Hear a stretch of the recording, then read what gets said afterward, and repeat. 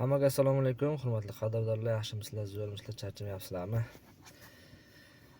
Qorlar bilan mazza qilib yuribsizlarmi? Bir sizlarga bir narsa aytib bermoqchiman. Bir necha kun oldin, endi kuni aniq esimda yo'q. Soat 4-5larda bitdan keyin Chilonzor tomon yurdim, qornim ochib qoldi. Keyin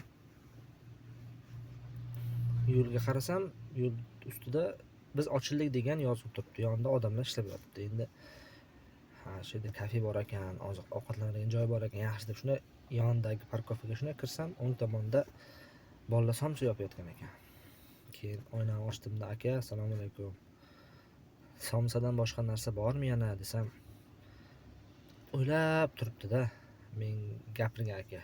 Keyin yonidagi sherik unga qarab, "Ey ahmoq, somsaxonada faqat somsa bo'ladi-ku" desa bo'ladimi? Endi u akani oldida kulishimni bilmayman, kulmasligimni bilmayman. Keyin sal nariroqda yurdimda, keyin kuldim rosa. E'tibor bermagan ekanman, u somsaxon ekan faqat. Shuning uchun sal e'tiborliroq bo'lishimiz kerak demoqchiman. Sizlarga bir yaxshi kayfiyat ulash maqsadida aytgandim. Charchamanglar, sog'-omon bo'lib turinglar. Anchadan beri hech qanaqa videorolik qo'ymagandim, sabablari bor, o'ziga yarasha. Har doim duoda bo'lib turinglar, xudo xolasa yangiliklar bo'ladi.